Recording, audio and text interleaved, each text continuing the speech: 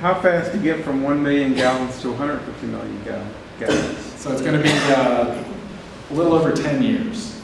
So mainly due to financing and the capacity to actually build this stuff. So what we're actually going to do, and Brian referenced 7 facilities. We've got 9 large treatment plants. We're closing one. So anyone who lives on Shore Drive and familiar with that plant right there near Little Creek, and most of you don't have fond memories of that plant. You might be happy to learn that it's closing. So that one's going to go away.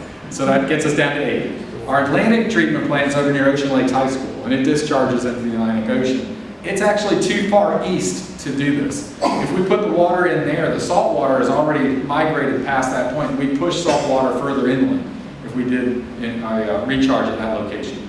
So we're down to 7 plants, and we're going to take 2 of them and combine the flows to build single larger facilities. So we've got a plant at the International Terminals in Norfolk, affectionately known as Army Base. It used to be an Army base there, but the Army Base treatment plant, and then there's the Virginia Initiative plant behind Old Dominion. So we're going to take the finished treated wastewater out of Army Base and pipe it down to the Virginia Initiative plant behind Old Dominion, build one larger advanced facility. And then the big change will be under the Hampton Roads. We don't have any connections right now between the North Shore and the South Shore. So we don't call it Peninsula and South Side. North Shore, South Shore. And we're actually going to make a connection to take the flow from the Boat Harbor plant, which is right at the head of the tip of Newport News and Monterey Merrimack, and pipe that under the Hampton Roads over to our Nansemond treatment plant. So it'll be a total of 7 current facilities, 5 advanced facilities treating that water to meet the 100 million gallons a day. And we'll see our first plant go online around 2023. That'll probably be will be the James River treatment plant in Newport News. And then about every 2 years, we'll have another plant come online. Yes, ma'am. Impressive amount of facts and figures that you put out here. So maybe I missed it in some of the details, but what sort of projections, if any, are you able to make on how this will, over the long haul, ultimately affect subsidence? So you had the graph very detailed. Yeah, so the compression, and so on. So by 2064, the model says that we would recover everything that we would lose if we stayed on the course we're at. So this is again maintaining. So the modeler said as opposed. We aren't sure where we are compared to the baseline number from this model. I don't know what back model. It's 1890, and I don't know where they got their land records for in 1890. And they've compared land records from 1890 to what it will be in 2064 if we continue to remove water for the next 50 years, from 2014 to 2064. And over that period of time, the maximum amount of aquifer compaction is 2 feet, which is significant. We get it all back in the worst areas, essentially, and gain about 6 inches in some areas. So it takes all of that away, so we really do get maybe 25% reduction in the net impact to sea level rise in about 50 years. That's after so it's really 50 years from 2030. So it might be your kids' kids. Are there other factors that are going to, earthquakes, other shifts in the earth plates and whatnot that are going to change the elevation that are going to impact this data? Yeah, so the land, again, they're moving all the time. Right, everything's moving. And that's why the USGS is saying about 50% of what we're seeing subsidence-wise is due to the aquifer compaction. That's the only piece we're recovering. So glacial rebound causes the bedrock to move and other things happening is the other 50% of subsidence. So there's still going to be subsidence in the region. It's still sinking. Sea's still rising. We're just taking that one piece, aquifer compaction, out of the equation and restoring it back to where it was theoretically in 1890. All models are useful. All models are wrong. Some are useful. So it's the best we can do. Do you foresee a time when we will be drinking our water like this? I mean, do it on the space shuttle.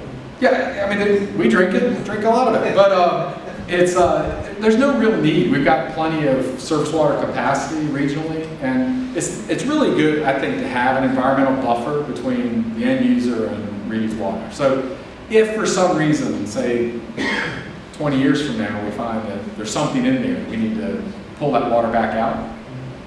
Again, it doesn't move very far. We can pull it out, and then the pressure's felt through the whole aquifer. But if you think of this 2,000-foot deep cylinder, each inch of extra diameter is a lot of volume, so it really moves slowly. So we're pressurizing it, but our water's not moving far. So theoretically, if we needed to, we can reverse the pumps and pump it all back out. But you know, there's plenty of places. Wichita Falls, Texas is the first place that did a direct pipe where they took treated effluent and ran out of water. They had no choice.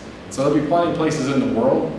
Cape Town's looking really hard at what we're doing. I don't know if you followed the news a couple years ago, last year I think. Cape Town, South Africa came within days of running out of water. And so they've got a group coming to visit us because they really like the carbon process that we use. So it's a complex treatment process really designed to get us to, you can definitely drink it safely, it's not a problem. It's still that yuck factor, which we aren't really finding people pushing back at that hard. And almost everyone that visits drinks the water, so it's good. Hi there. Thank you so much. I'm in favor of the program. Good. And what impediments might you face, though, as barriers to moving forward?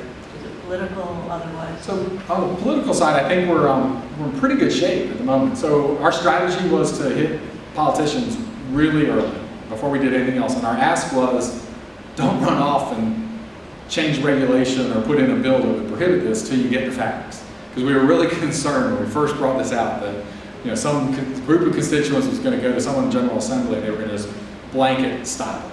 And so we spent a lot of time with the State Water Commission and other elected officials to get them to at least keep an open mind. And I think at this point, Richmond's pretty much behind us. They recognize all the benefits. So I think the only unknown really is there. You got a few folks that are just concerned about the unknown unknowns, and it's really hard to address the unknown unknowns. Now on the contaminants of emerging concern, there are groups that theoretically, even if it's a compound we don't know about today, it's going to have a similar chemical compound structure, molecular structure to what we're looking at. And so our chemists and microbiologists are all looking at things as if they're sample of what might be in the future as well. And so if our treatment process is effective in getting these out today, we're pretty confident that we'll get out whatever comes our way. And I didn't really talk about source control. I referenced at the beginning that we don't have a lot of control over what people put in the sewer, but we do actually with any industrial customers. So they all have to have permits, and they have to meet strict limits, and there's things we just won't let them put in the sewer. And so just by chance, you all may have been hearing a lot about PFAS and PFOS, that's polyfluorinated compounds that are making the news a lot, contaminating some drinking water. A lot of it's associated with firefighting foam from military bases and airports. And so I think actually Northwest Annex down here in Chesapeake has some problems with groundwater contamination. We made the decision as an organization in the 70s not to accept any waste with that in it. It made the military upset. They figured out how to handle it. So they have to send it to special places to dispose of it. And that's turned out to be another brilliant decision by one of my predecessors years and years ago. So we can continue to control source control. We're looking hard at some other places, other industries. The leachate from the landfill is a concern for us. A lot of unknowns what comes out of that. So we're actually building a pipe to move that leachate away from our treatment plant that's going to create swift water and take it to a traditional treatment plant to discharge it. So we're looking at all that. There's no guarantees, but I'd say the biggest concern would be someone getting really upset and trying to stop us from that perspective. Just didn't know how the citizenry could help you. I think just keeping a positive spin on it. That, we're, especially becoming a city. I mean, we are doing everything humanly possible to make sure that we live in this community. We've got 800 professionals that are just environmentalists to the core. They don't want to do anything to harm the region that they live in or the future. They've got kids and grandkids, and we're all in it, and we're in it for the right reasons. And I think there's no, we're not taking any shortcuts along the way. We're doing everything we can to make this as safe as possible. So that's the message. Come see it if you don't believe it. Drink the water, taste it, look at what we're doing. Thank you very much.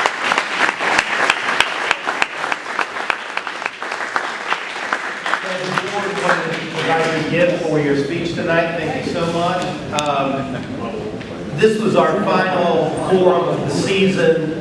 Just so you know, we'll be making announcements on next season If you're interested in getting information about the group, please email virginiabeachforum@gmail.com. Your contact information, we send out email blasts with all the information you're going to need. It's getting late. Be safe getting back to your car, getting home. This is a beautiful building. I hope everyone appreciated their opportunity to see it and walk around. Thanks for coming tonight.